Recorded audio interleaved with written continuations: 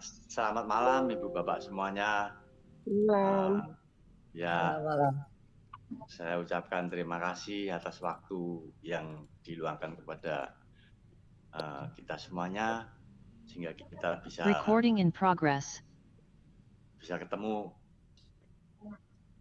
pada malam hari ini dalam acara yang keren luar biasa, mana kami juga tentunya sangat berterima kasih atas waktu yang diluangkan oleh Pak Agus Soma untuk memberikan pencerahan kepada kita semuanya bagaimana tentang seluk-beluk tempe koro yang sangat luar biasa, yang selama ini kita sudah rasakan kelezatannya.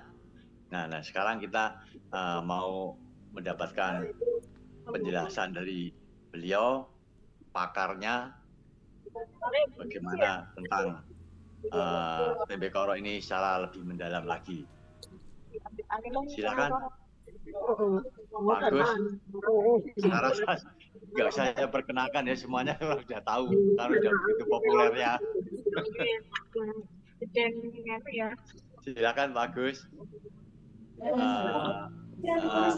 Selamat malam juga Bu Ani.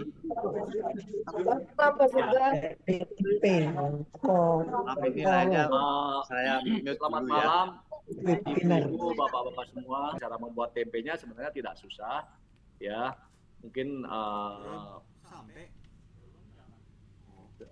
digambarkan sebentar saja. Kalau saya punya waktu tadi 1 jam hanya untuk bicara tentang bikin tempe aja, susah. Waktunya terlalu banyak. Nah, jadi intinya proses yang kami lakukan adalah melakukan perendaman dulu, karena Bapak Ibu tahu bahwa koro pedang itu ya yang sekarang kami pakai itu berasal dari para petani dan kami harus jaga jangka panjang. Kenapa? Karena belum ada suplai yang lengkap dan kami tidak mau berhenti produksi langsung dijual gitu. Jadi kalau Bapak Ibu yang pesan terlalu banyak, wah belum bisa Pak, kita hanya ada sedikit. Kenapa? Karena saya harus lihat stoknya.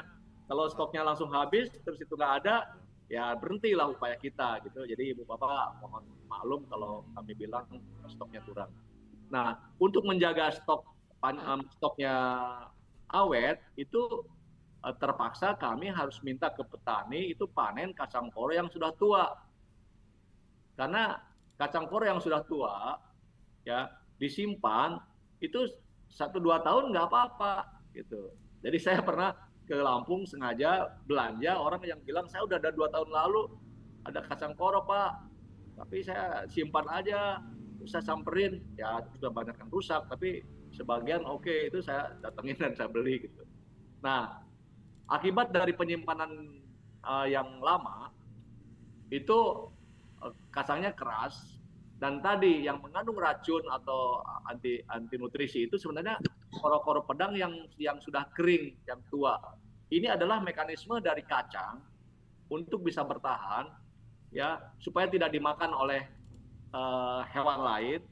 Ya makanya kan kacang koro termasuk yang tahan, tikus saja nggak makan gitu, karena ada racunnya kan. Hewan kan tahu. Nah itu mekanisme ilahiyah lah, atau Tuhan udah membuat caranya lewat bagaimana tanaman itu mempunyai mekanisme bela diri, dalam arti membuat cangkang yang kuat, mengandung beberapa anti nutrisi sehingga binatang pun nggak makan. Ini awet ketika musim hujan, tumbuh bisa hidup lagi. Jadi proses yang pertama ibu-ibu apa yang harus dilakukan adalah proses perendaman. Jadi kami di sini biasanya sore-sore nimbang, kemudian direndam di dalam air, atau kalau mau agak lebih bagus lagi nantinya kadang-kadang direbus dulu. Tapi kalau waktu rendamnya lama nggak usah. Jadi kalau jam 3, jam 4 kami nimbang, kemudian rendam, sudah dibiarkan, besok paginya kurang 12 jam kurang lebih, atau 12-15 jam kami buang airnya, kotor sekali kan, kemudian kami rendam lagi, diganti air tiap 12 jam atau 8 jam untuk menghilangkan tadi kandungan dari bahan-bahan yang terutama ada juga di dalam cangkangnya. Ya, jadi boleh dibilang 24 jam untuk perendaman. Kemudian ini yang sebelah kiri inilah kacang koro yang direndam. Kemudian kita kupas kulitnya, ya. Kalau ibu apa ada yang kami sudah rajang karena ngupas kulitnya juga keras, ya. Kemudian setelah terpisah, kita rendam lagi, itu bisa 24 jam lagi, sehingga di hari kedua dan ketiga itu hanya perendaman, ya, hanya perendaman. Ya. Nah, tapi untuk tadi setelah direndam, sebelum dikupas, kami rebus dulu supaya nanti keluarnya mengelepas kulitnya itu lebih gampang. Ya, setelah dibuang, dipisahkan kulitnya, kita rendam lagi. Ya, jadi hari kedua itu direbus untuk bisa memudahkan penghilangan kulit ari yang keras dan menghilangkan racun. Karena racun yang dibilang tadi ibu bapak itu bisa dihilangkan dengan cara direndam, karena larut, airnya dibuang, diganti lagi, nanti larut lagi, dibuang lagi. Dan yang kedua adalah dipanaskan. Jadi dengan dilakukan perendaman dengan suhu sampai mendidih setengah jam, itu larut hilang kandungan anti nutrisinya. Nah, kemudian setelah kita yakin, ya biasanya sekitar 3 hari, 4 hari dari mulai perendaman pertama, ya itu buang air, bersihkan, kemudian kita rebus, atau sebenarnya tidak perlu direbus, cukup disiram dengan air panas. Nah, ini tergantung pada kelembutannya, teksturnya. Kalau masih agak keras, kita rebus supaya lebih lembut. Kalau udah lembut, nggak usah direbus, disiram air panas saja. Nah, tujuannya apa disiram air panas? Supaya kalau di sini ada kena kontaminasi jamur lain atau apa segala macam, itu mati, ya. Kemudian setelah direbus air panas, ditiriskan, itu dikipas-kipas kalau sedikit, kalau banyak sambil diaduk-aduk itu, jadi kita kasih kipas supaya si air yang tadi masih nempel di kacangnya itu bisa tertiup angin, uap airnya, sehingga kering. Kenapa kering? Harus kering, itu supaya nempelnya ragi itu pas di situ. Kalau masih basah, itu lengket, nantinya juga hasilnya kurang bagus. Jadi salah satu yang krusial, yang penting itu adalah ketika hangat, ditiriskan, kemudian dikasih kipas, ya masih hangat tapi kering. Nah, ini yang gagal tuh kebanyakan tuh masih belum kering, masih basah gitu, masih hangat, dikasih ditabur raginya, atau masih panas-panas banyak air, nah itu yang sering gagal. Jadi penting sekali untuk meraba, melihat ini udah kering nggak, sudah nggak ada uap air nggak. Nah, jadi pas biasanya itu pas mulai hangatnya hilang, tinggal dikit, uap air, kadar air sudah nggak ada di sana, udah kering, ditaburkan, kemudian ditaburkan merata, habis itu dibungkus dengan, tadi bisa jadi dengan daun atau dengan plastik yang dibolongin.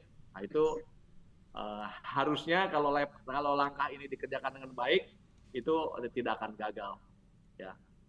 Nah, ini bentuk-bentuknya. Nah, ini bentuk kami dulu, Pak. Ini gambarnya masih video yang dulu, jadi ketika belum dirajang, yang kiri bawah ya, atau tengah, itu kacangnya besar-besar. Kacangnya besar-besar, ya ininya bagus kelihatannya gitu, putih. Tapi nanti kalau dipotong, ya bagus juga sih sebenarnya, besar. Tapi ya kadang-kadang kita kan, ya itu tadi, kita kurang pede dengan sesuatu yang beda. Oh, kedelai kecil, ini besar-besar gitu. Nah, itu ada aja. Jadi salah satu caranya sekarang kita rajang, atau ibu potong-potong, ibu bapak, jadi lebih kecil.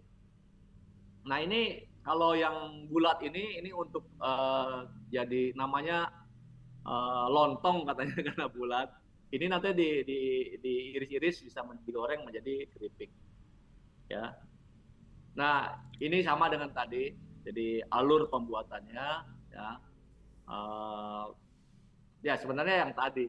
Cuman Bapak Ibu kalau dengerin, wah Pak Agus ini nggak bisa ini, kita bakal pertanyaan. Sebenarnya yang paling gampang itu adalah Bapak Ibu silahkan datang aja ke sini, bikin jadwal, kita kerjain bareng-bareng. Jadi Ibu bisa nyampur sendiri, bisa apa.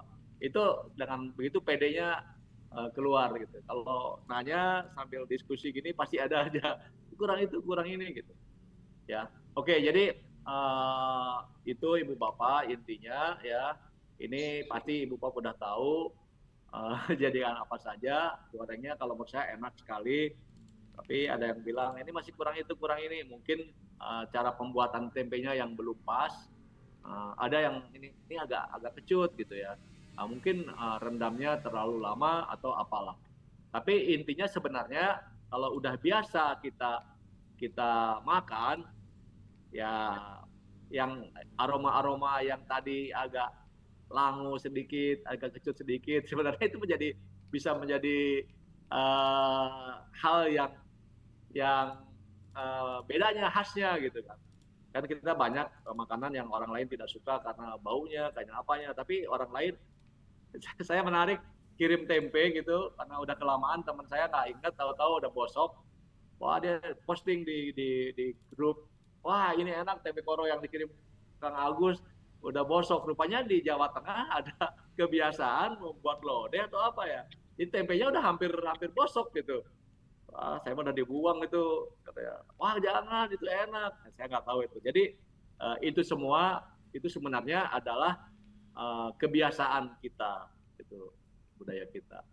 Jadi ini sempat kami upayakan introduksi, mereka jual di pasar. Cuman satu hal yaitu tadi kita masih susah dapat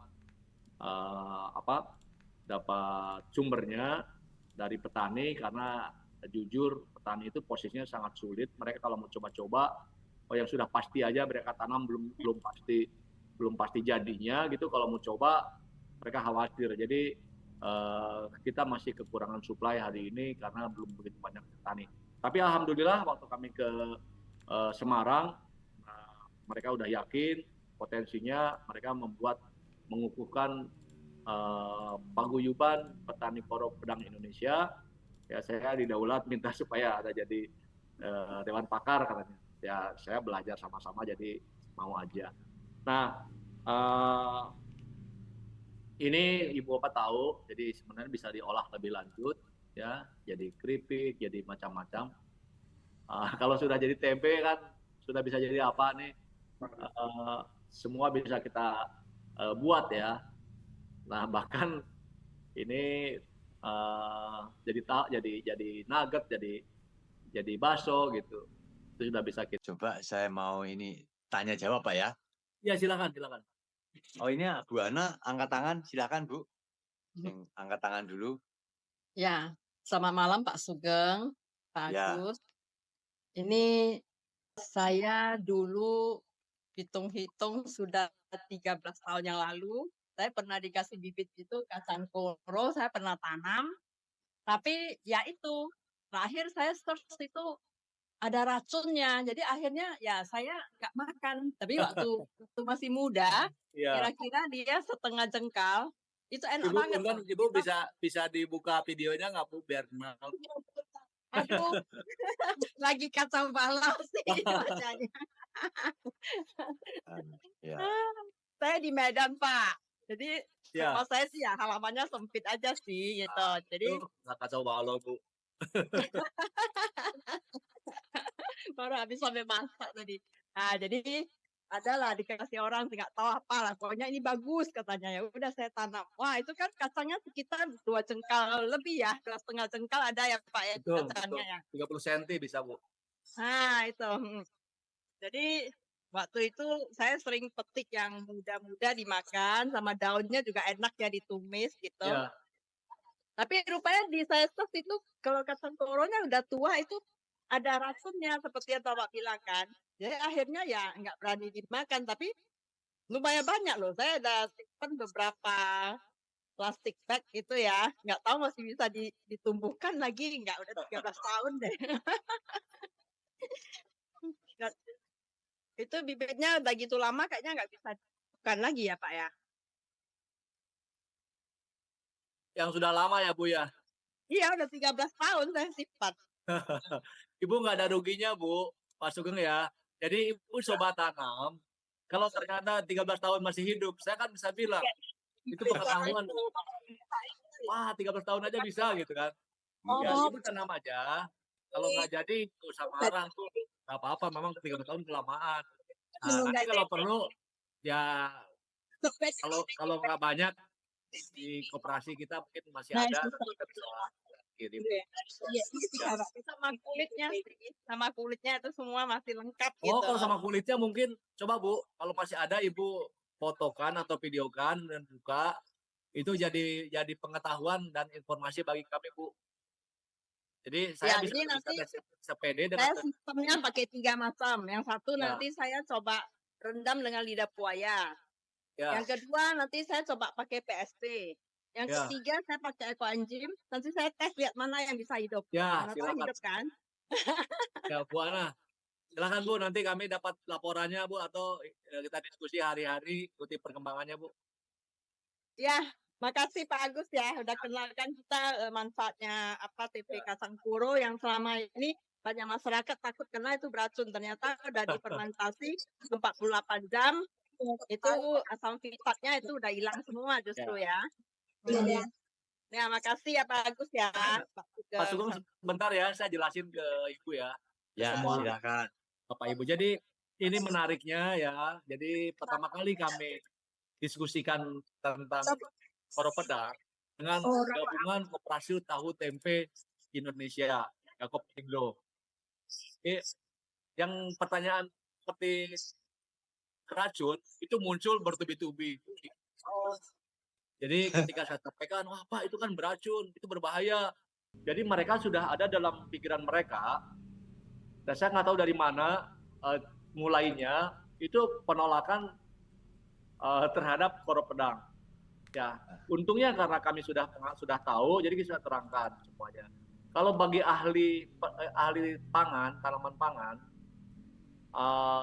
dari misalnya teman-teman dari teknologi pangan di IPB yang saya banyak kenal, itu bukan isu karena tanin, karena HCN atau cyanida itu larut dalam air, dibuang. Jadi penelitiannya banyak untuk hanya melarutkan saja, hilang gitu ya. Kemudian ternyata bahwa tingkat racunnya itu kalau FAO, WHO itu sekitar 60 ppm atau apa gitu. Itu padahal itu kandungan yang kalau sudah dijadikan tempe apa itu kecil sekali gitu. Di bawah 1 digit aja. Jadi itu sudah hilang gitu ya. Aman. Ya aman, sangat-sangat kecil. Nah, yang menarik di Medan nih Bu. Jadi saya ada kebun sedikit di Bogor. Kemudian itu dipakai sama ada orang ya pakai, saya silakan aja. Ada mahasiswa di IPB lulus, kemudian habis lulus tiba-tiba datang ke rumah, Pak, saya dikenalkan, saya ada yang rekomendasikan, saya mau belajar ini wira swasta, katanya datang ke Pak Agus, gitu kan. Saya bilang saya ada apa gitu. Pak, dia senang bertani, ya karena lahan saya nggak terlalu luas sih, ada hampir 7.000 meter. Nah, orang yang sudah lama pakai lahan itu dulu datang, kemudian saya lihat sudah berkembang, dia sudah jualan, lebih suka di jualannya. Jadi beli hasil pertanian di situ, dia jual.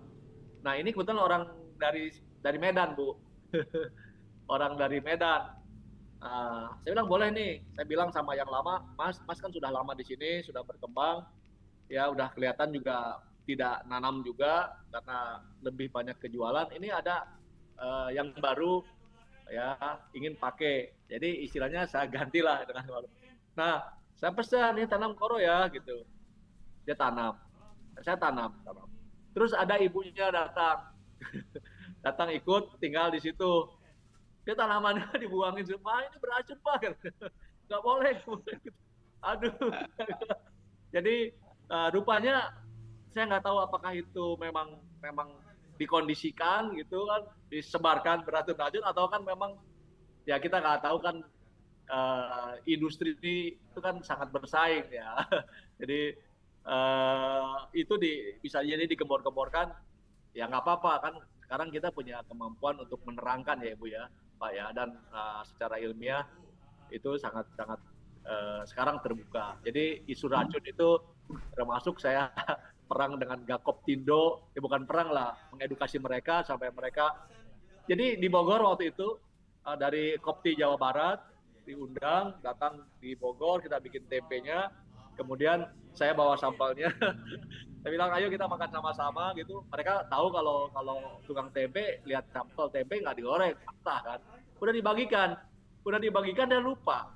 Masih pertanyaan, Pak itu beracun nggak gitu. Padahal dia udah makan. Nah jadi udah di benak mereka memang tidak gampang. Jadi ini harus edukasi yang sabar Pak. Itu apa Bu Ana ya. Ibu kalau masih itu tadi nanti boleh japri dengan saya ingin monitor 13 tahun kacang koro. Iya, iya. Nanti besok kita bongkar deh. Ya. Silakan Pak Sugeng. Ya. Udah jelas Bu Ana ya? Jelas Pak.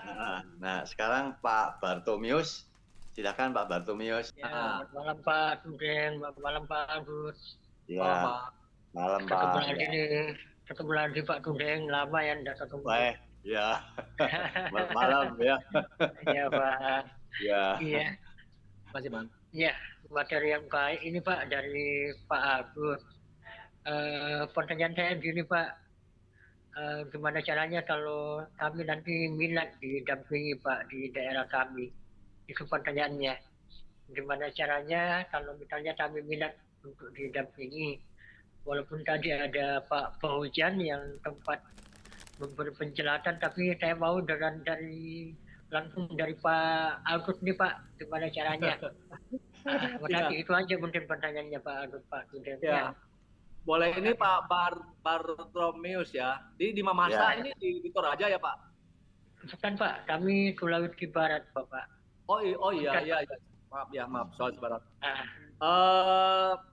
Saya ada teman-teman juga dari Sulawesi. Jadi Pak Bartomius ya, Pak itu dalam satu masa mungkin sekitar 15 tahun yang lalu kali. Saya bisa lihat cari-cari informasi itu di Nrekang itu pernah dimasalkan. Hanya itu tadi. Jadi zaman dulu kita selalu diiming-imingi harga bagus untuk ekspor, kemudian ternyata nggak dibeli. Jadi habis itu nggak banyak lagi.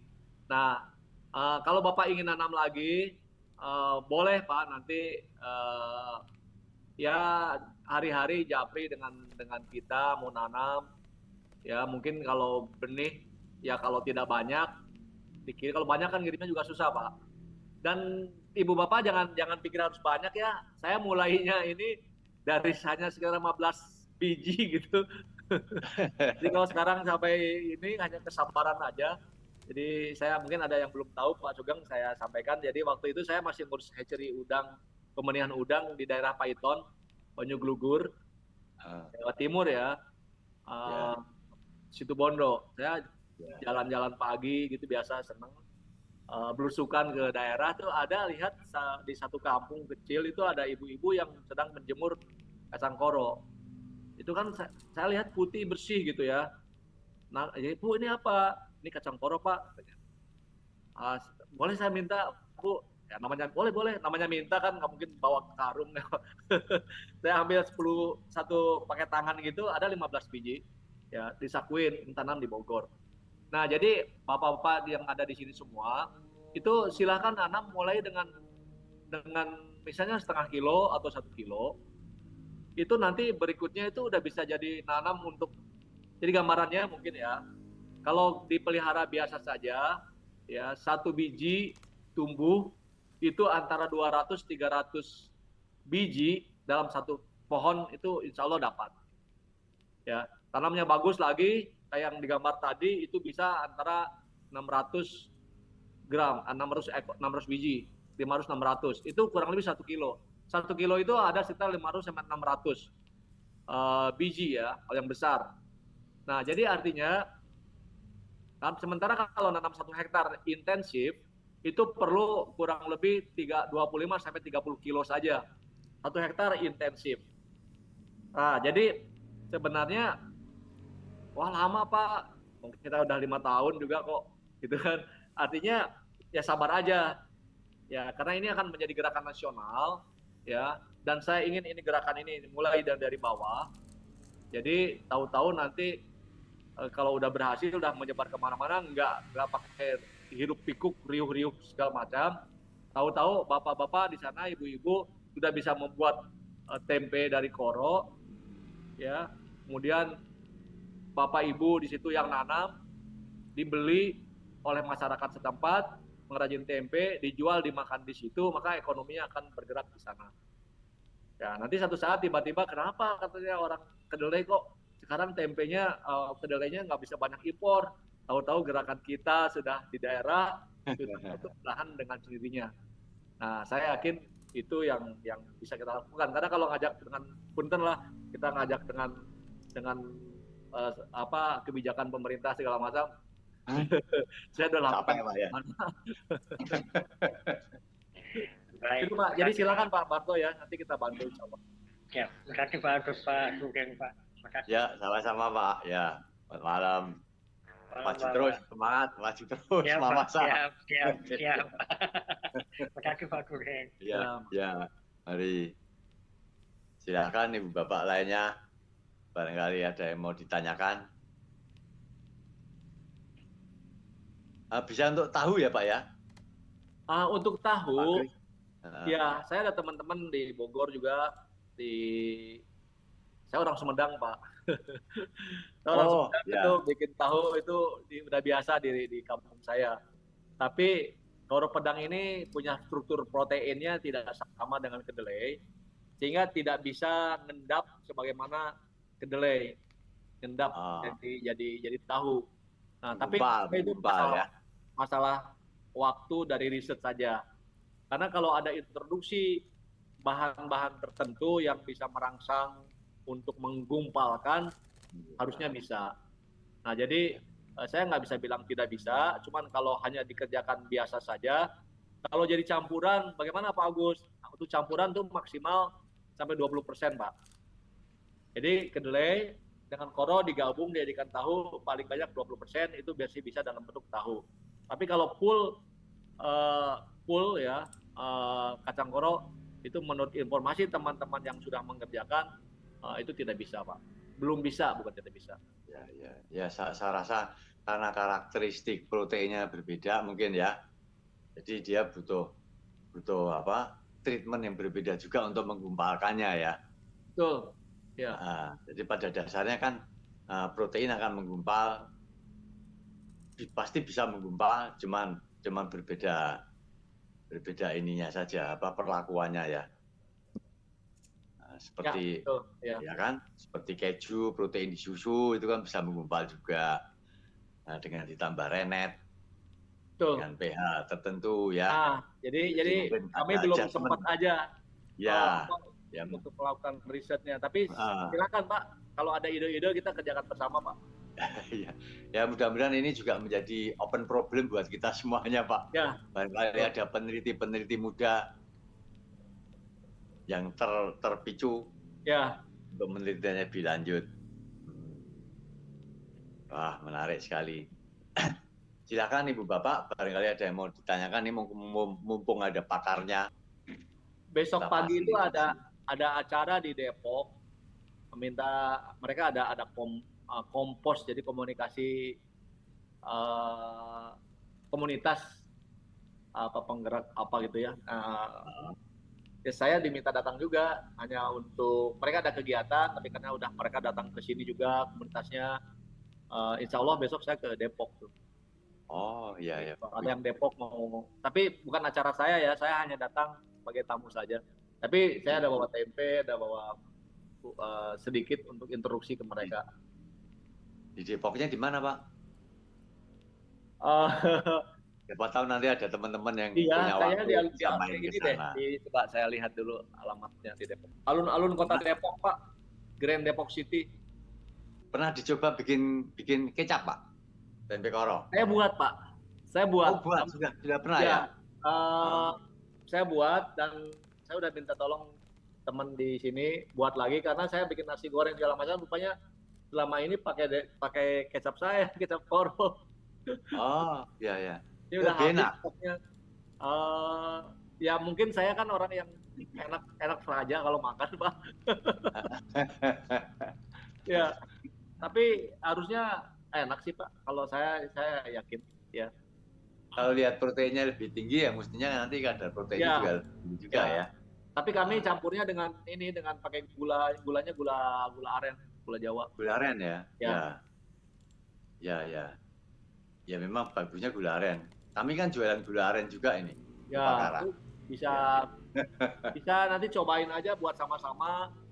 Silakan nanti mungkin ada di sini buat bareng. Tapi itu agak lama ya Pak ya. Jadi Izin Pak Agus. silakan Pak Yunus ya. Ya, Pak Yunus Jambi Pak Agus.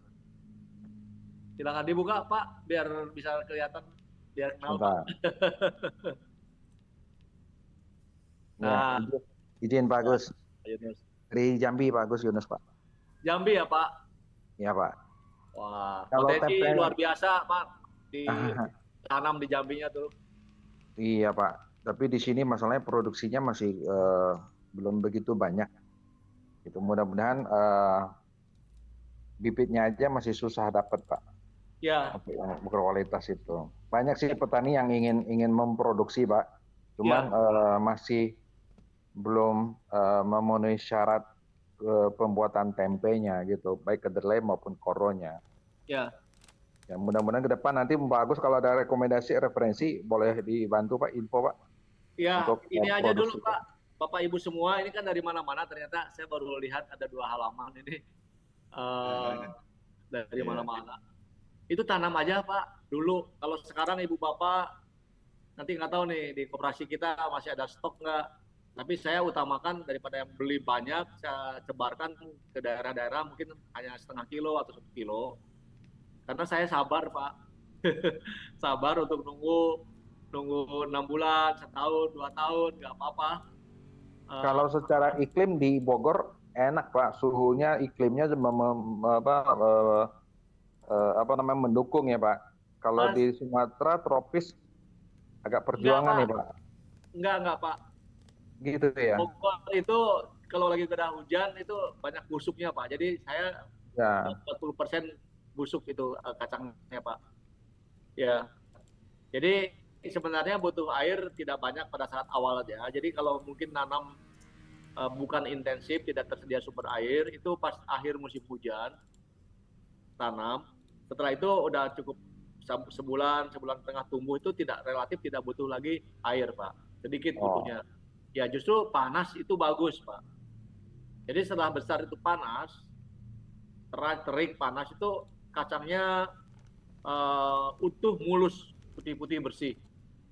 Ya. Nah, yang banyak hitam-hitam, tanah yang coklat itu biasanya kena hujan, basah, terus nempel di tanah, itu udah mulai ada jadi nanti tanah kacangnya akan coklat-coklat gitu setengah busuk. Ya, jadi sebenarnya kita udah pernah ada yang di Jambi, sudah pernah Pak Jambi sama Riau itu di Kampar kalau nggak salah. Ya, sudah ada dan sebenarnya tinggal menghidupkan kembali aja Pak.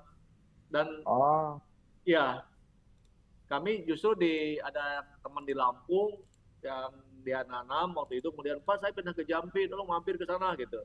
Mungkin di koperasi para masyarakat Pak Ujan masih ada kontaknya siapa yang nanam di Jambi. Jadi mungkin boleh Pak kita boleh coba nih Pak untuk produksi ke arah tempe karena cukup tinggi kebutuhan tempe ini, kedelai ini kan cukup tinggi Pak, kedelai maupun koro Pak. Yang terdekat kalau di Jambi nggak ada, yang terdekat kami ada di Lampung Tengah, Lampung Utara itu di Prokimal Kota Bumi itu ada yang nanam, baru udah kami bawa ke sini, mungkin mereka mau nanam lagi nanti. Tapi kalau sabar aja Pak, dari 1 kilo dulu, 1 kilo saya bilang itu 1 kilo lebih mungkin 500-600 biji, itu 600 pohon itu Iya. Betul. Berikutnya sudah banyak, Pak. Sudah bisa 2 Mungkin kintal. hektar nanti. Ya. Izin nanti kita tindak lanjut lewat Japri ke Bapak, udah Pak. Iya, Pak. Ke operasi kami. Pertanyaan saya yang berikutnya, kok tempe koro dibanding tempe yang kedelai semua, koro itu tahan berapa lama Pak ya? Sebenarnya sih kalau saya lihat ya, cuman jangan disimpan dijual misalnya di warung gitu ya, kena matahari atau apa. Kalau sudah sekarang hampir di mana-mana ada lemari es ya. Kalau sudah jadi tumbuh simpan di lemari es, jangan dibekukan ya. Itu seminggu 10 hari sih tahan. Oke. Tahan nggak apa-apa. Nah, yang dibekukan itu hanya masalah penampilan aja, Pak. Jadi sebenarnya setelah dibekukan, memang jadi ketika ditowing ya, dibiarkan tuh nanti kelihatannya jadi agak basah becek. Jadi tidak kering lagi seperti yang sebelum dibekukan. Tapi kalau mau jadikan sayuran, jadikan lodeh, jadikan apa sih, tidak masalah gitu. Dia malah lebih kuat daripada tempe yang kedelai ya Pak ya? Ya saya nggak banding-bandingkan lebih ya. Nggak bisa bilang lebih kuat atau tidak. Tapi kalau dengan tempe kedelai yang dibuatnya punten ya, para pengrajin kita yang karena dipaksa harganya harus murah, ya jelas Pak, lebih bagus. Karena kan teman-teman pengrajin itu kasihan lah, mereka higien sanitasinya, kemudian juga bahannya juga, aduh udah campur-campur apa-apa, jadi memang cepat busuk. Kalau dibanding dengan itu di pasar kita ya, karena ini juga kita buat kan dengan higienis bagus, lebih premium Pak ya? Iya. Oke. Tempe sultan. Tempe sultan, nah. Ya. Mantap Pak Agus, mudah-mudahan bisa sinergi Pak. Ya, terima kasih Pak Yunus, kontak-kontak aja nanti ke kami ya. Izin kontaknya nanti mungkin lewat Pak Sugeng lah, kontaknya saya belum ada. Ya. Malam Pak Sugeng, Pak Agus, makasih. Ya, malam Pak Yunus ya. Nanti minta nomor teleponnya Pak Agus diposting di grup kita Pak. Ya, silakan Ya. boleh juga ya, biar ikut di grup. Ya. Oke, masih ada. Silakan Ibu Bapak lainnya. Ini ngomong-ngomong sudah hampir 9:30 ini. Tadi juga ada anak mahasiswa datang, jadi saya sih aja Pak. Biasanya Zoom-nya Pak Sugeng bisa sampai jam 11 Pak Sugeng. Iya. Saya pernah ngikuti rekor Pak sampai jam 11-an Pak. Ya ini saya rame ya Pak ya. Ini ada saya sama Bu Kenny itu yang rame itu. Ya. Bu Kenny pakarnya. Ini rupanya ada yang dari Jambi itu juga ada Bu Endang ya Pak ya. Ini ada Bu Endang dari Jambi. Ya, kita komunitas kita emang tersebar seluruh Indonesia Pak. Ya. Ya. Alhamdulillah. Cuman selamat malam Pak. Pak Sugeng, selamat malam. Malam Pak. Saya Setiawan dari Surabaya. Ya, silakan Pak. Saya mau tanya Pak Agus, Pak. Saya Silakan. cari kacang Pak Agus. Mas Setiawan bisa dibuka ininya biar. Mangga. Ada Mang Pak. Ya Pak Setiawan. Nah, kan bisa kita tatap muka Pak. Ya. Abdi kayak tisu ndak Pak? Sudah patuh. Alhamdulillah. Tapi di Surabaya ayeuna. Ya. Teman sekampung ini. Pak? Ya. Mau tanya, saya di Surabaya ini udah 40 tahun lebih. Oh, ya. Udah jadi orang Surabaya Pak ya? Ya. Anak istri di Surabaya semua. Lalu saya cari kacang koro di Surabaya untuk bibit. Ya, lewat Google gitu cari yang jual kacang koro bibit. Yang keluar tuh kacang koro kering semua yang udah asin, manis, dicampur apa. Kesulitan. Siap Yang dimakan itu, Pak. matang. Yang udah mateng ya. Dan murah 1 kilo tuh 17.000, 30.000 ya tergantung itunya. Saya tertarik ingin coba menanam dan membuat tempe koro. Karena Ya, saya salah satu pencinta tempe dan tahu. tempe. Iya. Bisa Pak Agus kirim saya beberapa butir nanti setelah saya tanam biar dapat 500 butir kayak satu pohon. Ya, nanti ini aja Pak. Ya kita tidak punya stok begitu banyak. Tapi kalau Enggak ya sedikit 10 butir cukup buat Ya. saya. Ya boleh Pak. Coba Nanti lewat Pak Sugeng ya Pak. Ya.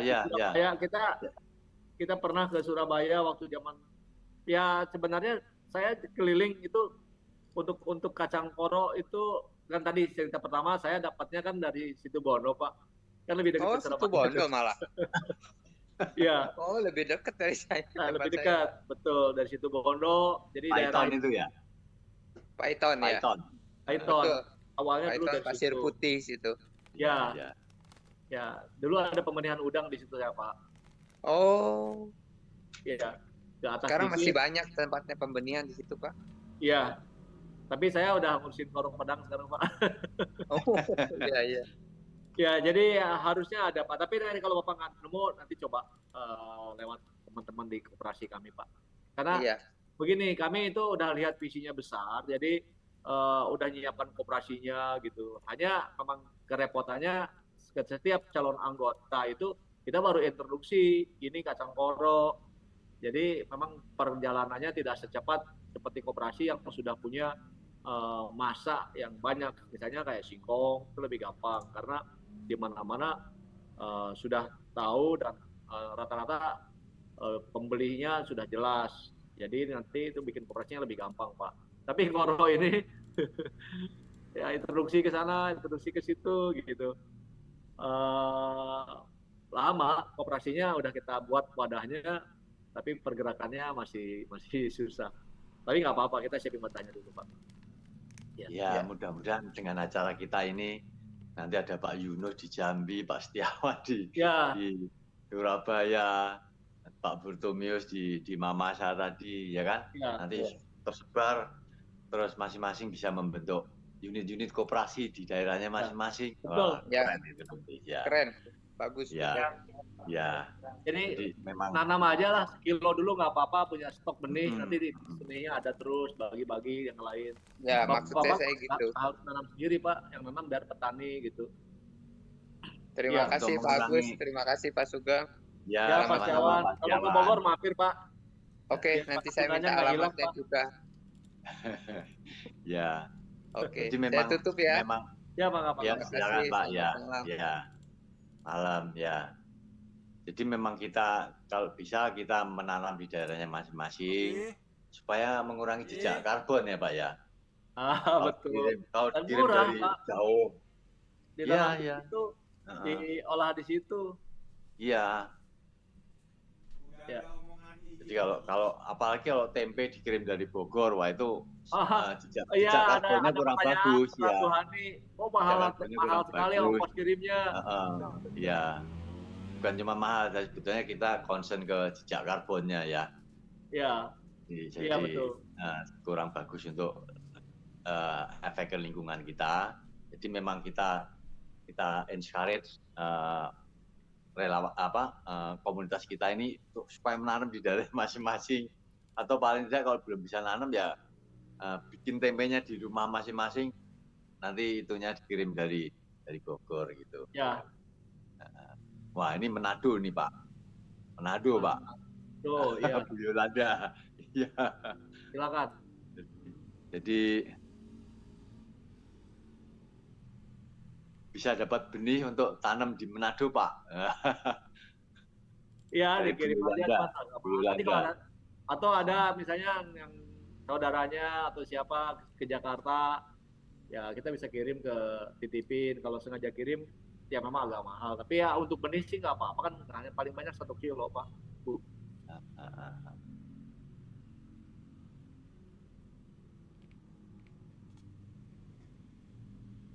ya boleh nanti mungkin bisa menghubungi Mbak Ai ya untuk penyediaan bibit-bibitnya untuk benih.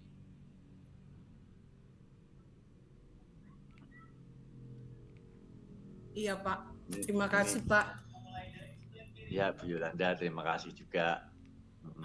Kebetulan ada saudara yang mau pulang ke Manado. Kira-kira dari Bogor itu dikirim saudara saya di Bekasi. Di Bekasi. Berapa lama ya? Iya, ya lebih baik begitu Bu, dekat. Ya 2-3 hari, kalau pengirimannya mungkin bisa 2 hari gitu. Oh oke. Ya. Jadi kapan mau berangkatnya, siapin dulu benihnya. Oke, ya. Ya, terima kasih Pak. Ya Bu, sama Bu. Ya sangat menyedihkan sih memang kalau kita delay makanan nasional kita. Masa kedelainya impor 2,5 juta ton. Iya. Per tahun itu ya Pak ya? Iya, 1 tahun. Iya, wah mengerikan itu. Jadi kami terus terang sangat menghargai upaya Pak Agus untuk menggerakkan tanaman koro ini, terutama kaitannya supaya bisa mengurangi impor substitusi kedelai lah ya, mengurangi biaya untuk impor yang itu yang sangat mengerikan lah jumlahnya 2,5 juta ton per tahun. Ya. Jadi kami terus terang sangat menghargai upaya Pak Agus, makanya kita mau membantu terus Pak. Mempromosikan ya. Juga dan kawan-kawan Pakara kan juga aktif.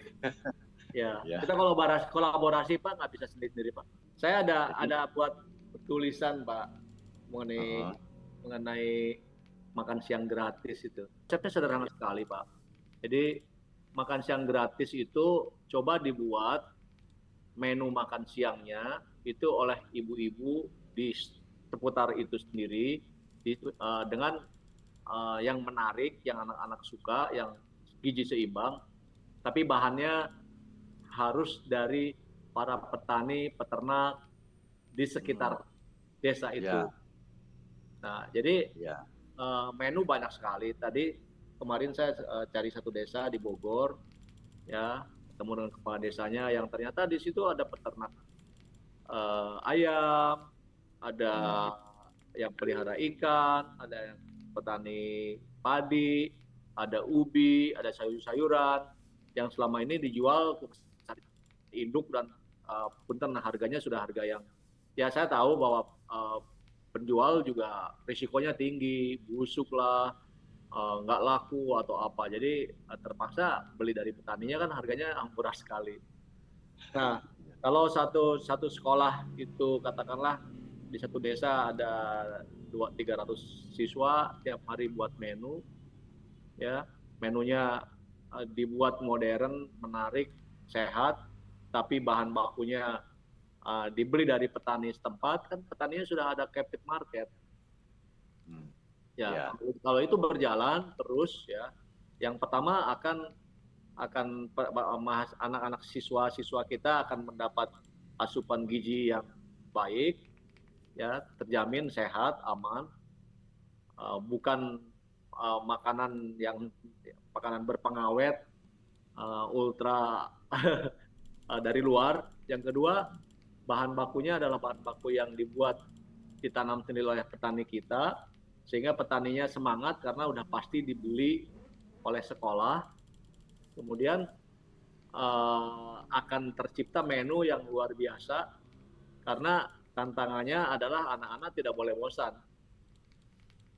Nah, itu akan tiga kelebihan ini, 3 strategi penting ini, ya, yang tadi anak-anak di sekolah itu lama-lama kan dari kecil makan dari apa yang apa yang dibuat oleh tim di sana, oleh orang tua mereka sendiri, mungkin pasti sehat. Yang kedua, mereka akan aware apa itu yang dimakan. Misalnya, disitulah kita bisa masuk edukasi. Jadi begini, misalnya di satu tempat berasnya tidak cukup gitu. Akhirnya bikin beras singkong atau aneka makanan sumber karbonnya bukan nasi. Jadi nanti anak-anak bilang, Pak kok kita makannya nggak makan nasi gitu. Diterangkan anak-anak kenapa kita perlu nasi. Nasi itu adalah untuk sumber energi. Itu bahan bakunya di dalam nasi itu ada karbohidrat. Itu yang membuat kita bisa ada energi, bisa bergerak, bisa ada tenaga. Tapi karbohidrat itu bukan hanya di nasi, anak-anak. Nasinya, berasnya kita nggak ada. Sekarang yang ada adalah singkong. Singkong itu dalamnya sama-sama karbohidrat. Jadi kalau anak-anak makan singkong, itu sama aja dengan makan nasi. Nah itu kan daripada kita impor 3 juta ton beras hari ini, kan sebenarnya singkong kita banyak gitu. Nah, kalau anak-anak sampai tahu itu dan apa yang dimakan itu mereka tahu asalnya dari mana, mereka datang ke kebun sama-sama dengan gurunya yang nanam singkong, yang panen, kemudian ketika yang masak jadi apa diikutin, kan mereka teredukasi. Nah, itu akan muncul anak-anak generasi muda yang dibiasakan berpikir kritis karena teredukasi. Nah, hari ini kan nggak ada sama sekali yang menggarap itu, Pak. Nah, berikutnya petani peternak karena sudah dapat harga bagus. Kenapa harga bagus? Karena dibeli langsung, tentu beda dengan dibeli oleh tengkulak. Ya. Kedua, kalau itu udah ada pasar captive market di situ, mereka kan tertarik. Akhirnya petani pun mau belajar bagaimana meningkatkan produktivitasnya, meningkatkan hasilnya. Ini akan dimakan oleh anak-anak kita. Nah, mereka akan terbuka untuk menerima penyuluhan dari pertanian. Nah, yang berikutnya itu yang kuliner yang luar biasa, Pak. Tercipta kuliner yang menarik kalau anak-anak saja tertarik, tidak bosan. Itu kan dijual di sekitaran anak-anak yang tidak dapat makan siang gratis, ibu-ibu yang stunting kan otomatis terselesaikan di situ. Betul. Dana yang masuk itu tidak akan setiap hari terus bertahun-tahun, 5 tahun presiden berkewajiban karena janjinya harus berapa banyak uang yang harus. Itu misalnya kita bisa hitung-hitungan di drop untuk 1 tahun, untuk 8 bulan dana itu berikutnya sudah bisa mutar gitu. Kenapa? Karena pengelola ini bisa ngitung dan membuat budget, katakanlah dari harga yang ditetapkan, yang diberikan itu untuk pengelolaan lain-lain ada margin katakan 20%. 20% itu bisa dipakai untuk dikumpulkan terus, bisa dipakai untuk menggelindingkan. Gitu. Nah, jadi sebenarnya saya yang heran tuh apa sih yang tidak bisa orang pada pinter-pinter di atas itu kok sampai nggak kepikir hal-hal yang seperti ini gitu. Itu kan simpel. Nanti kalau bapak-bapak iya, kalau bapak-bapak kalau memang tujuannya untuk masyarakat, tujuannya untuk anak-anak, tujuannya untuk bangsa. Boleh nanti saya kasih ke Pak Sugeng kirimkan ke grup, barangkali tulisan saya bisa menginspirasi dan boleh ya. Siapa tahu nanti dibaca banyak orang, terus bisa menginspirasi untuk menggalakkan cita-citanya Pak Agus itu. Nah ini Pak Gu ini dari Surabaya nih Pak, mau nyari juga nih biji koro pedangnya. Ya ini ada Pak Ujan di grup, silakan kontak, nanti kita satu-satu kita seleksikan dulu benihnya, mungkin kita kirim satu-satu Pak, yang sabar aja Pak. Ya kan, jadi kita sehatkan dulu masyarakat kita, ya dengan memperkenalkan makanan-makanan sehat, makanan-makanan fermentasi kita mulai dari makanan fermentasi Pak. Iya. Ya, kita sadar lah bahwa ternyata probiotik itu begitu pentingnya, ya kan? Kita nggak bisa hidup kalau nggak ada probiotik. Jadi kita perkenalkan tempe, nanti kecap, nanti tauco dan sebagainya gitu. Ya, tauco belum pernah buat Pak. Belum pernah ya. Baik Pak Agus, kelihatannya karena malam minggu masih ada acara malam minggunya masih disambung di rumah masing-masing. Ya, terima kasih banyak nih Pak. Terima kasih. Nah ini Bu Lili, mau ada pertanyaan Bu Lili? Kak, mau bilang terima kasih aja sama Pak Oh, Agus. ya, ya. Makasih Bu Lili. Iya, Jadi, mungkin bisa lebih ya berkembang kami, lagi ya. Karena kalau saya lihat sekarang ini kan makanan kekinian tuh sebenarnya tidak begitu sehat ya. Betul. Mereka malah melupakan makanan-makanan nenek moyang sendiri gitu loh. Jadi makanan jadul itu sekarang makanan jadul kan jadi makanan mahal jadinya ya. Betul. Makanan kekinian tinggi lemak, terus tinggi gula, kadar gulanya juga Gulanya gitu. luar biasa, ya. Makanya kan sekarang banyak anak yang usia berapa 7 tahun sudah cuci darah, itu kan sangat mengkhawatirkan sekali ya untuk memprihatinkan generasi. ya, memprihatinkan kita semuanya. Ya. Ya, kalau menurut saya ya dulu kalau cerita dari orang tua saya, dulu kan kita sebenarnya nggak mengenal gandum ya. Gandum Nggak kan ada, Bu. dari Iya. ya kan. Nah, Ya. dulu itu kan tepung dia Bu buat Lili, punten bisa kuah. dibuka videonya, Bu. Kalau bisa, kalau boleh, Bu. Biar ngobrolnya Malu Bu Lili. Iya, Udah. kan kelihatan.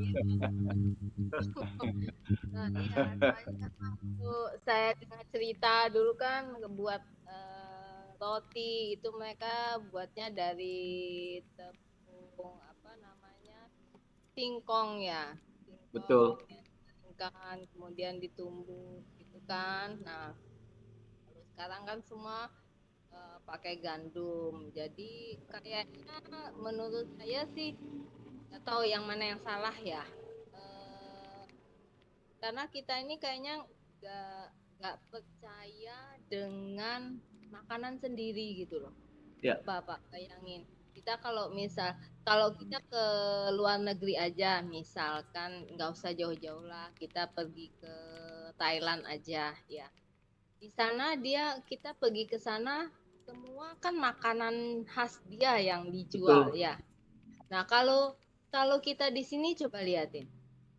Korea lah, Jepang, Iya. jadi kan orang asing ke Indonesia kok kayak makanan di negara mereka sendiri gitu loh kan. Kita kayaknya padahal kalau menurut saya santan tuh nggak berbahaya ya Pak Sugeng ya, lebih berbahaya susu ya. Benar nggak? Iya. Susu kita belum punya enzim. Belum punya enzim untuk mencerna laktosa. Iya, kan untuk memecah itu kadang-kadang setiap orang nggak bisa memecah dari susu itu ya. Laktosanya ya. Makanya sebenarnya negara kita ini kaya, tapi kayak setengah tergadai. Saya di tulisan saya udah dijelasin itu Pak, yang itu.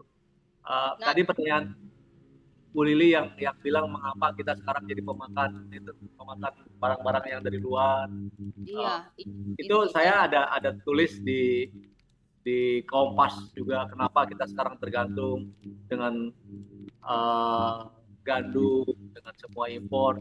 Itu kan sebenarnya kita korban dagang. Iya, betul Pak. Korban Betul. dagang. Terus lagi kayaknya pemerintah juga untuk ketahanan pangan itu sudah melenceng kalau saya bilang Pak. Ya. Nah, sudah melenceng. Jadi untuk yang pertaniannya itu kan tidak begitu fokus ya. Iya, betul. Sudah nggak kehilangan arah Bu. Ya, nggak tahu lagi apa yang dikerjakan. Ya, terus penggunaan pupuk pestisida yang berlebihan kan membuat tanahnya juga semakin hari semakin rusak. Jadi kami pernah ke satu desa. Waktu itu saya beneran Pak masih nggak ngeh gitu loh apa yang dikatakan petani itu. Jadi waktu itu kami pergi ke satu desa. Sebenarnya desa itu dapat nominasi juara berapa gitu loh, desa pemuda tingkat nasional. Dia dapat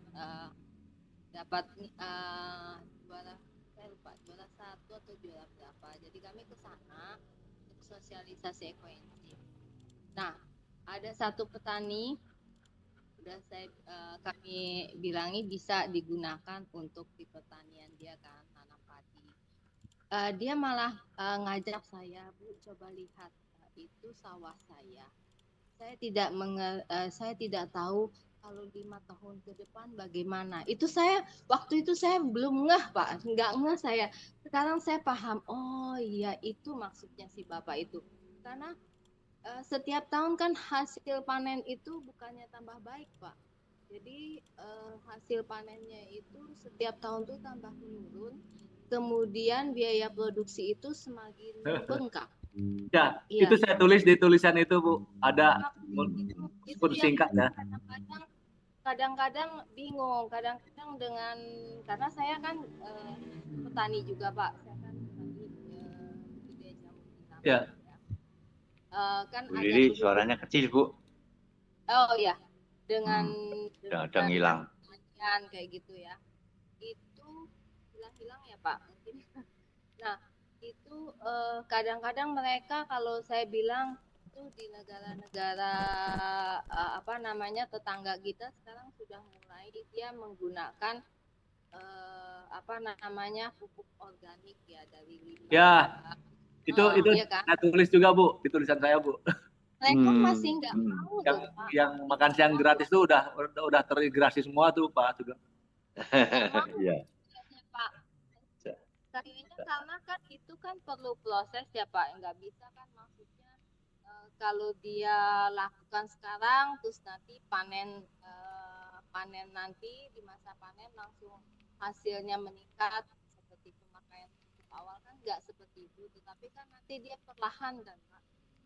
Tapi ya nggak mengerti. Saya malah kan makanya saya bilang saya kalau kayak nonton film-film Mandarin tuh kayak padang bunga yang kuning itu ya, saya bilang itu tuh sebenarnya nanti sama dia nggak ada yang diambil sebagian untuk minyak ya.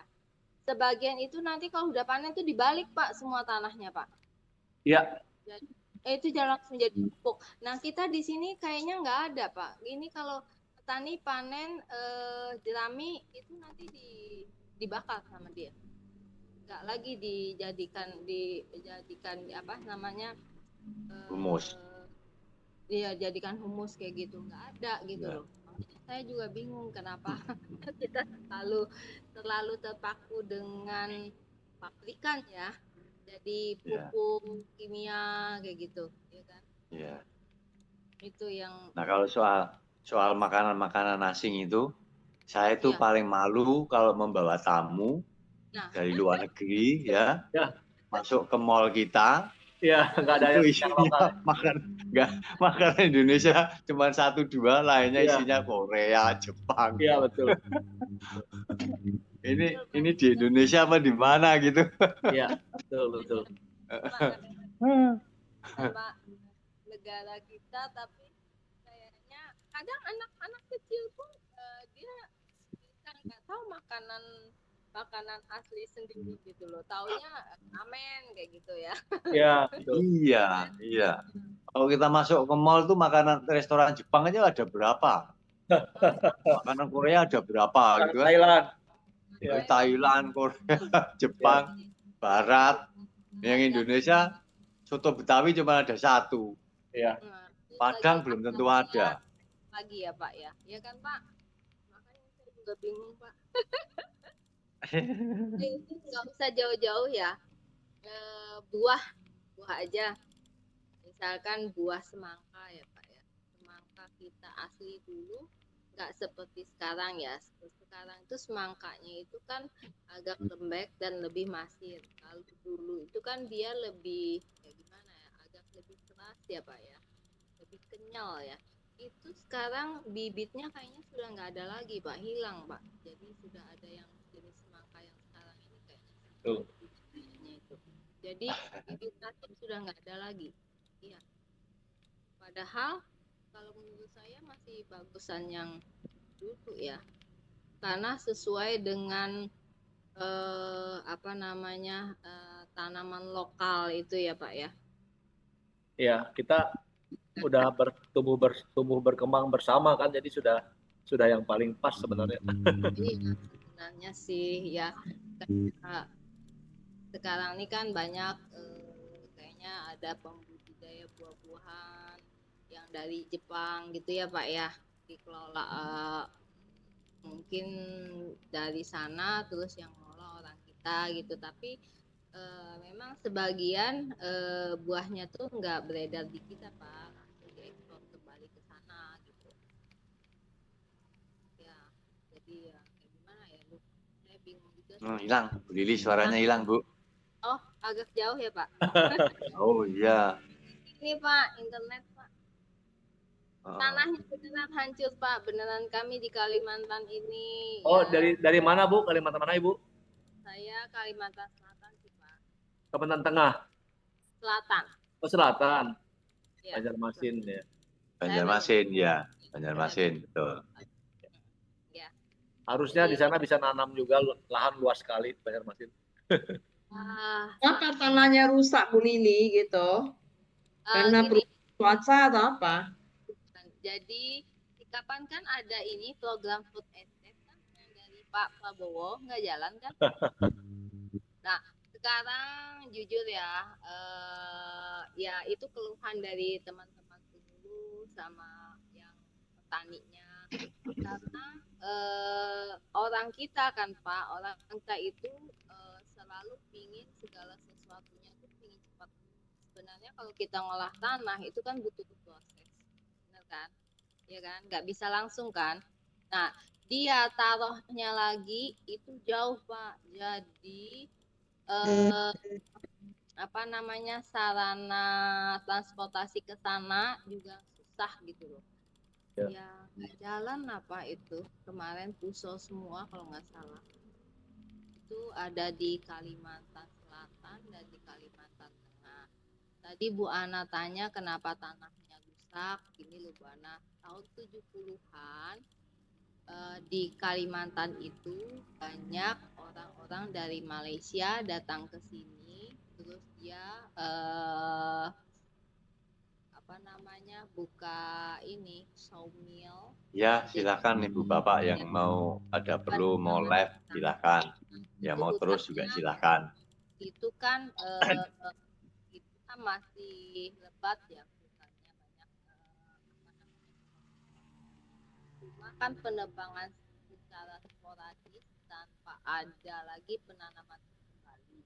Kemudian setelah hampir 20 tahun baru disadari ada penanaman, tapi kan itu pun dilakukan kan kayaknya tidak serius. Sampai sekarang kan mana ada hasilnya itu hutan ini yang dia tanam kembali oleh pabrik-pabrik itu kan. Jadi hutan sempat gundul. Habis itu yang kedua, tanahnya juga ada yang mengandung batu bara. Nah, tanah yang mengandung batu bara itu agak susah untuk tanam, ditanam untuk pertanian ataupun apa gitu loh. Nah, sekarang itu kan batu bara muda ataupun yang sudah bisa ditambang, itu kan ditambang habis-habisan. Tambang, kemudian bekas galiannya itu kan lubang-lubang ya. Jadi kayak danau-danau gitu. Nah, itu kalau hujan turun ya sudah nggak ada lagi anunya, apa namanya? Penahannya. Makanya di kami ini kalau hujan terus-menerus itu di daerah hulu itu banjir. Kalau sampai ke Banjarmasin sih perlu beberapa hari ya, kayak dari Bogor ke Jakarta gitu. Sih. Kemudian tanahnya kan ada yang rawa itu ya Bu Ana. Jadi ya memang musim hujan banjir, musim panas kering gitu loh. Itulah, cuma ya memang perlu cara pengolahan yang ini ya, penanganannya berbeda sih. Kalau yang pertanian di tempat kami itu cuma setahun sekali ya, tapi ada sih di daerah gunung itu bisa setahun 2 kali. Cuma karena mungkin sistem pengairannya ya pertanian tuh alokasi dana dari pemerintah kayaknya hampir-hampir minim ya sekarang ya. penyuluh pun kayaknya Bu Lili agak dekatkan ke mic aja, nggak dengar Bu Lili. Ini kayaknya kepalanya jauh kali dari mic-nya.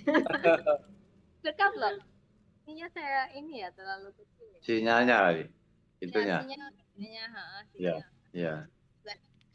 Iya, jadi itu problemnya gitu loh.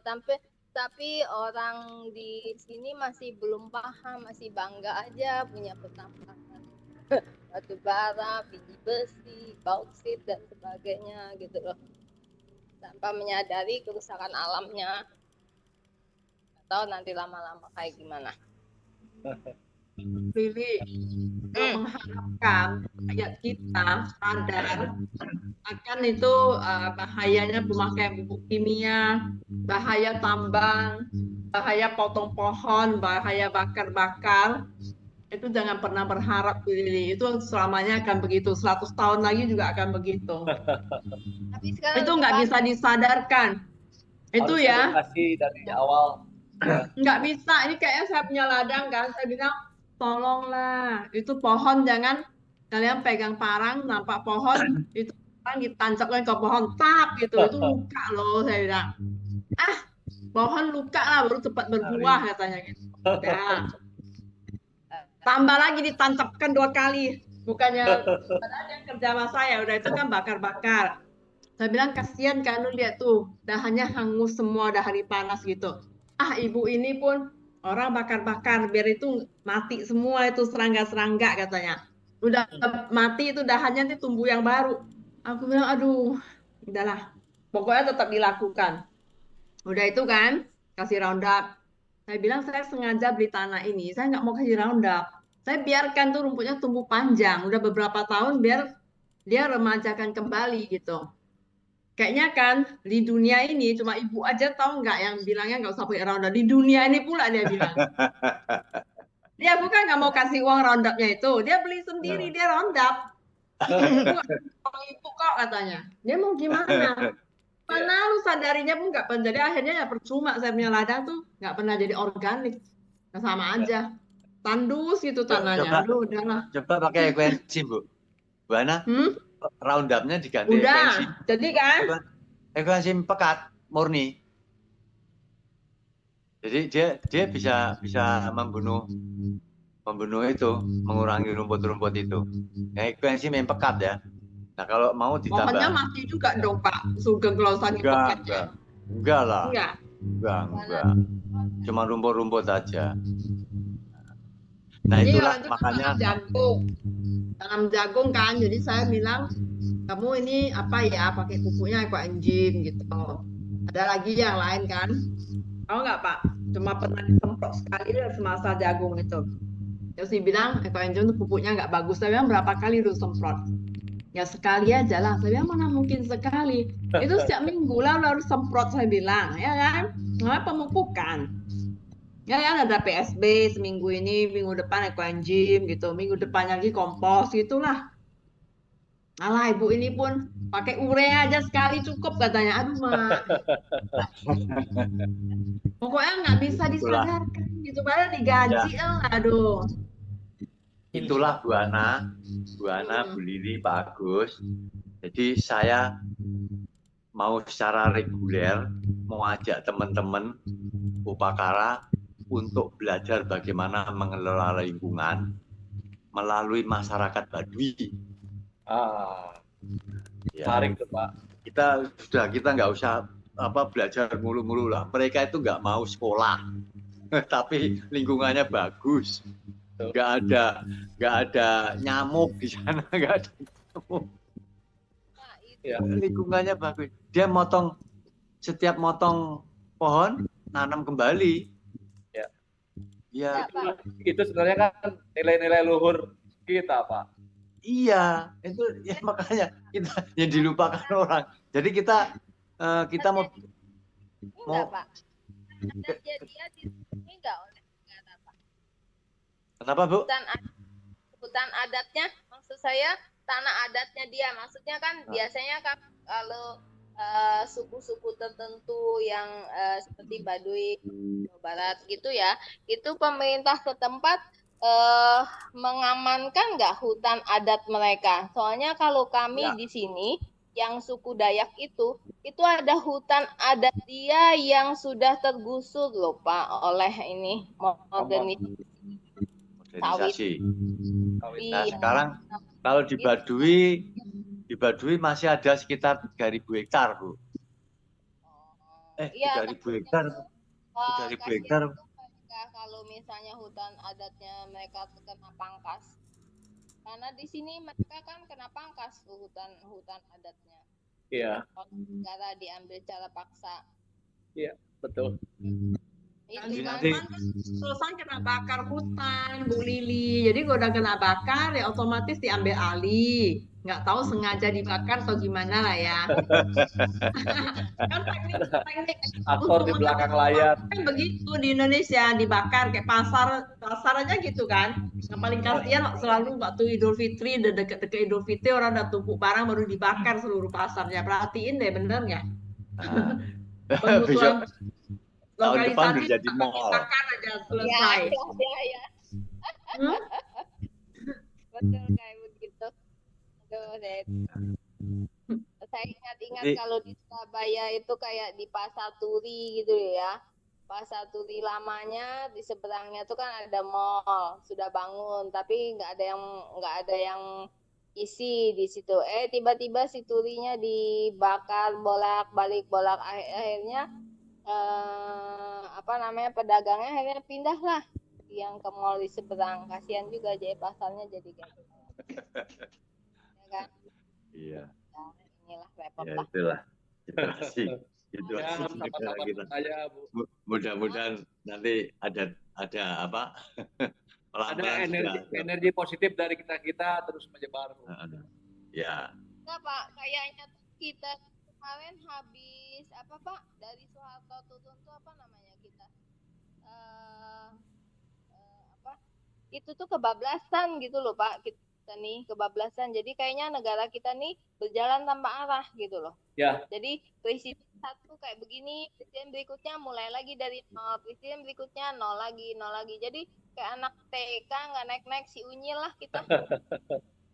Ya betul. Ya tapi sudah kita ya kayak gimana lagi kayak begitu habis kayak gimana jadi ya mulai dari kita dan sekitarnya aja ya kan.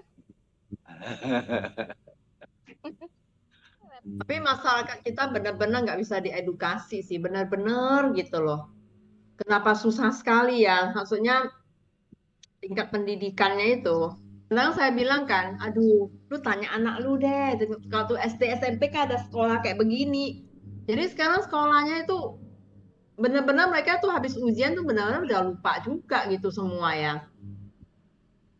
Aduh. Nanti kalau lebih banyak ngomong kan, dia udah bilang, bu, kenapa? Ibu itu orang ekonomi, cari duit aja Bu. Kalau untuk pertanian kami aja, apanya yang lu kawin ladang? Itu pohon pete, gue bilang waktu pohon pete 200.000. Aduh, ibu nggak bilang sih, tanam pete bisa kaya. Jadi pete yang kubak 5-6 pohon tuh kenapa sampai sekarang mati? Aku nggak suka makan pete, maka aku matiin katanya. Aduh, Ma. Aku mesti tanya sama petenya nggak? Jadi itu mati sendiri. Terakhir baru bilang dia matiin, no nggak? Aduh, Mak. Aduh. Karena dia nggak suka makannya, kamu itu urus ladangku, atau itu kamu tanam makanan yang lu suka makan, gue bilang gitu. Ibu pun udah kayanya katanya, nggak jual itu pun nggak apa-apa, tapi kamu kan butuh kan, gue bilang kan. Iya, aku kan dulu nggak tahu harga PT bisa naik tinggi katanya. Aduh, Mak, nggak merasa bersalah punya, nggak semuanya. Sabar Bu. Enggak, ini udah budaya gitu loh. Saya soal ambil sampling punya saya aja kayak begitu, gitu udah digaji kayak begitu orangnya. Kali ya kayak gimana ya. Makanya saya tuh kan ada sebidang tuh yang waktu saya bilang sama yang garap. Ini nanti kalau udah selesai ya, saya kasih ekoenzim, kamu taburin. Gitu. Awal sih dia taburin. Terus dia bilang, Beda ya, saya kalau turun ke sawah yang kita itu dengan yang ke sawah yang lain itu agak beda. Dia bilang kalau yang di lain itu begitu nanti naik gatel-gatel, dia bilang kalau di sini enggak gitu loh. Terus dia nanam kan sudah bagus tuh, yang lain nggak jadi, yang di sini bisa jadi gitu loh kan. Saya bilang teruskan lagi. Sampai sekarang nggak saya siap-siapkan. Saya juga nggak sempat ke sana. Ya nggak diambil, ya masih tetap pakai pupuk itu. Saya bilang pupuk tanahnya tambah keras deh nanti, ya kan. Dia sih ngomel aja, tanahnya sekarang susah loh. Dia bilang mau dibajak terus. Nah, tapi ya kayak gimana? Ya, Bu Lili nggak kedengaran Bu suaranya. Ini Pak ya mic saya kalau terlalu jauh. Ya iyalah, kalau terlalu jauh gimana bisa dengar nih Bu Lili. Bu Lili makin ngomong asik, makin jauh kepala makin naik. Padahal kita nggak nyimak banget. Tapi karena saya pikir itu kita ini mengeluh itu nggak ada gunanya. Cuman gimana sih untuk mengedukasi itu nggak benar susah sekali gitu. Ini contoh saya aja ya, di kompleks saya itu kan banyak tanam pohon cemara kipas. Cemara kipas itu kan bagus banget ya, baik untuk kesehatan, keindahan semua. Jadi itu penuh dengan pohon-pohon benalu. Saya bilang, ini kalian bersihin, aku kasih 300.000, oke? Ekstra. Nanti kompleks aku minta lagi kasih 200, jadi 500.000, oke. Wah, dibersihin lah yang bagian bawah, aku pun ikut bersihin juga semua. Jadi, Bu, aku butuh uang, ya udah aku kasih. Sama kompleks bilang, habis itu nggak dibersihin atasnya semua. Benar-benar itu udah ambil uang nggak bersihin. Dah, aku belakang ini bilang, udah aku kasih lagi uang. Rupanya mereka nggak mau manjat. Jadi aku lihat pohon cemaranya, aduh mak, gosong semua gitu ya.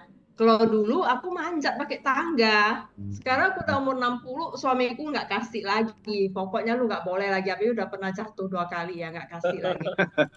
Liatin itu pohonnya, aduh mak. Aduh, gimana ya aku kasih pengertian, kasihan kan kalian tukang taman. Kalian nggak ngerjain ini sebenarnya udah salah. Aku kasih ekstra uang, kalian nggak mau kerjain gitu loh. Ibu potong aja kasih peda, dia tumbuh lagi yang baru. Lu pikir segitu gampang itu pohon cemara ada potong bisa tumbuh tinggi lagi? Ya lihat jenis pohon lah, aku bilang. Nggak semua pohon itu bisa tunas tinggi lagi, aku bilang gitu kan. Lu pikir pohon mangga gitu, udah potong bisa tumbuh lagi gitu dengan cepatnya. Jadi susah ya, benar-benar itu mau tukang taman apa dikasih edukasi, kasih duit pun mereka ambil belum tentu dikerjain gitu loh. Gimana pulang mikirin edukasi orang gitu ya? Ya. Harus mulai di sekolah dari anak kelas 1 SD. Kita kalau ke luar negeri lihat pohon orang kok terawat banget gitu ya. Aduh, kok bagus banget gitu. Kok negara kita nggak bisa gitu ya. Kemarin itu kan Pak, kayaknya Pak Jokowi waktu yang periode pertama dia itu kan mengadopsi kebangkitan bangsa Korea ya dari dia ini ya. Jadi dia memulai dari desa gitu kan. Jadi makanya kan ada dana desa gitu kan Pak. Bagus sih sebenarnya, tapi untuk periode kedua saya sih nggak lihat gimana kelanjutannya ya. Itu ya itulah. Lili program sih boleh bagus aja, tapi yang melaksanakannya yang ingin siapa? Ini contoh yang paling kecil di kompleks saya aja gitu kan. Udah tugasnya nggak kerjain, dikasih uang pun tetap nggak mau kerjain. Apalagi dari pemerintah. Korupsinya berjenjang lagi. Oh, jangan jelek-jelekin pemerintah nanti ini. Tangkap nanti aku. Ini Ya, banyak aja. loh. Ya gitulah. Mudah-mudahan kita melalui forum kita yang kecil-kecil ini pelan-pelan dari kita bisa memperbaiki ini. Kita petani kan sudah pada tua-tua tuh. Ya. Generasi muda ada loh Pak yang cinta dengan bidang pertanian. Gak ada loh. Jadi anak-anak petani kan semuanya ke kota semua kerja. Dia lebih baik bekerja di perusahaan gitu ya daripada dia bertani gitu loh Pak. Betul. Jadi Lama-lama kita nggak ada petani, nggak ada benar Pak, makanya ini loh, saya kadang-kadang sedih Pak, yang petani itu ya dia sudah nggak ada generasi meneruskan, terus tanahnya dijual, Iya. ya kan, dijual sama dia. Itu lagi Bu Lili. Jangan harap pembantu rumah tangga mau saputin rumput, mau bantu tanam pohon, dan mau siram tanaman. Tahu apa nggak orang itu ngomong? Kalau aku mau kerjain siram-siram tanaman, sabut rumput, aku nggak ke kota, Bu, katanya. Jadi mereka cuci baju, ngepel mau, yang urus tanaman tuh harus aku sendiri gitu loh. Aku pakai tanganku itu korek apa ya, pegang tanah pun nggak apa-apa. Orang tuh nggak mau. Kalau aku mau kerja ini, aku udah nggak ke kota, katanya gitu. Ampun nggak? Padahal itu pekerjaan yang paling bagus banget ya, ya kan? Mereka merasa malu. Aku karena aku nggak mau pegang tanah lagi. Kalau sampai di kota diminta aku urus-urus tanaman, siram-siram tanaman, nggak mau mereka. Jangan harap. Itu kali ya, bagus ya. Kita kadang-kadang kayak gini loh, bagus. Pemerintah atau kayak gimana regulasinya atau kayak gimana. Kadang tuh kan misalnya nih tanam padi, sekarang misalkan harga beras lagi mahal. Petani kan lagi nanam mau panen. Berharap mereka di harga mahal ini bisa dapat nilai tinggi. Ternyata nanti kan impor gitu loh, impor masuk gitu loh, ya kan. Nah itu juga cabai lah, terus apalagi, aduh kadang-kadang kasihan juga mereka. Jadi mereka berharap nanti sayur ini kan lagi ini ya, lagi drop loh harga sayuran lokal. Kalau karena apa Bu Lili? Daya beli masyarakat lagi rendah. Padahal ini musim kering kan? Tanaman semua pada gagal panen. Kenapa harga bisa anjlok? Ini kemarin kan saya tanya tuh, kenapa harga bisa anjlok? Daya beli nggak ada, Bu. Saya bilang gitu. Benar-benar nggak ada harga. Kami udah gagal panen, harga jualnya nggak ada. Pinjaman kami nggak bisa kembaliin. Ini ngeri nih Indonesia ini kondisinya, terus terang aja. Yang sangat mengkhawatirkan, saya bingung loh. Biasa tuh ya, yang saya ambil yang simple aja itu, kalau di lokal kayak seledri gitu ya, seikat kecil, biasanya seikat kecil kadang itu bisa sampai 5.000 loh, kan? Sekarang 1.000. Kadang pun kalau kita mau ya dah 2.000, aduh saya bilang kok bisa turun amat, lagi panen ya, saya bilang lagi masa panennya. Iya nih banyak katanya. Terus enggak, bukan lagi masa panen, ini kan lagi cuaca ekstrim Bu Lili. Tapi nggak tahu panen tuh bagus, nggak ngerti saya di mana dia panennya. Aku tanya kok di Tanah Karo ya, di Sumatera kita kan lagi nggak hujan tuh. Itu rumput-rumput tuh semua kering itu, tapi harga jatuh semua. Kenapa? Karena daya beli lagi tidak ada, benar-benar nggak ada daya beli loh masyarakat Indonesia. Makanya ini terus nggak makan gitu, nggak makan sayur. Makan roti. Ekstrim itu kan kalau nggak ditanya apa-apa sih di makanan, contohnya begitu kan. Tapi ngomong-ngomong kita udah 10:30 ini Bu. Kita ngobrolnya disambung lagi ya. Jadi oke deh, selamat malam ya. Jadi terima kasih Pak Agus ya. Sama-sama. Senang sekali kami bisa ini. Jadi biasanya kami memang ngobrol nih Pak.